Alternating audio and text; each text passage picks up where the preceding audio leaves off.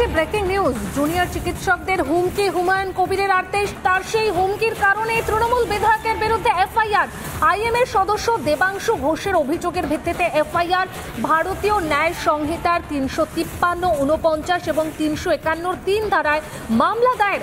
11 September চিকিৎসকদের হুমকি দেন ভরতপুরের বিধায়ক। তিনি একদম স্পষ্ট করে বলেন যে রাজ্যের সাধারণ মানুষ চিকিৎসা না পেয়ে মারা গেলে জনরোষের দায়িত্ব কে নেবে, রীতিমতন হুমকির সুরে তিনি বলেন এই কথা। 11 সেপ্টেম্বর হুমায়ুনের বিরুদ্ধে ইতিমধ্যেই ডিএম এবং এসপির কাছে স্মারকলিপি জমা দেওয়া হয়েছে। স্মারকলিপি জমা দেন আইএম এর সদস্যরা, আর তার সেই হুমকির প্রেক্ষিতেই তার বিরুদ্ধে এফআইআর। আইএম এর সদস্য দেবাংশু ঘোষের অভিযোগের ভিত্তিতে এফআইআর। ভারতীয় ন্যায় সংহিতার 353, 49 এবং 351 3 ধারায় মামলা দায়ের। আমি মুর্শিদাবাদের ক্ষেত্রে আমি বলছি, ডাক্তাররা যদি এইভাবে অমানবিক ভাবে শুধু তিনাদের সিকিউরিটি আর তিনাদের স্বার্থ দেখতে থাকেন, তাহলে আম জনতার স্বার্থ দেখার জন্য আমরাও রাস্তায় নামতে বাধ্য হব। একটা রুগী ভর্তি আছে, তার দুবেলা ভিজিট করা আউটডোর, সেটা কি হচ্ছে? আমরা যখন সেই জায়গায় হাত দেবো তখন ডাক্তাররা কোথায় যাবে?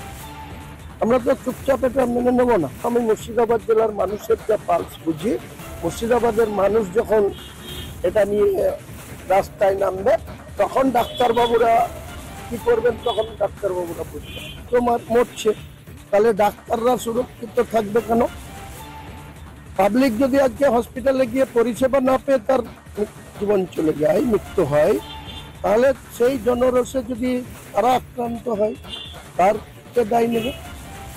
একজন মারা গেছে, যারা যুক্ত তাদের ফাঁসি দেখ, সেটা জুডিশিয়াল আছে, কোর্ট আছে, কিন্তু এটা নিয়ে যেভাবে রং লাগানো হচ্ছে, যেভাবে পিছন থেকে কিছু অসাধু ব্যক্তি, কিছু অসাধু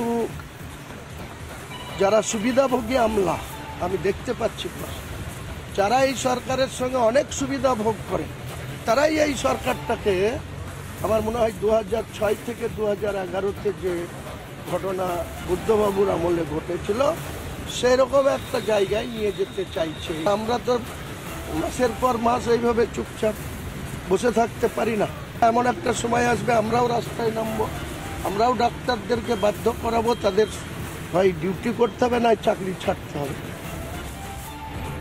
শুনলেন আপনারা, 11 সেপ্টেম্বর ভরতপুরের তৃণমূল বিধায়ক ঠিক কি হুমকি দিয়েছিলেন চিকিৎসকদের। এবার এই যে তার বিরুদ্ধে এফআইআর হয়েছে, আন্দোলনরত জুনিয়র চিকিৎসক তারা ঠিক কি বলছেন একবার শুনুন।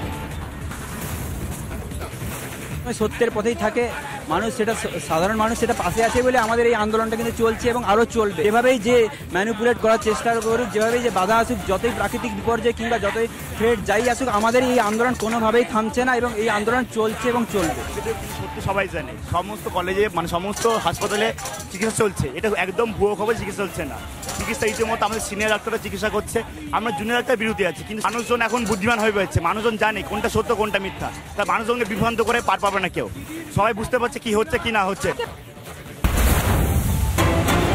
এই মুহূর্তে যে খবরের দিকে নজর রাখছে, 2024 সালে দাঁড়িয়েও এই ধরনের ঘটনা আতঙ্ক ছড়াচ্ছে। তার কারণ ডাইনি অপবাদে সেখানে 2 মহিলাকে পিটিয়ে মেরে ফেলার অভিযোগ সামনে আসছে। ময়ূরেশ্বরের হরিশরা পাড়ার ঘটনা আপনাদের আরো একবার জানাই, বীরভূমের ময়ূরেশ্বরের হরিশরা পাড়ার ঘটনা।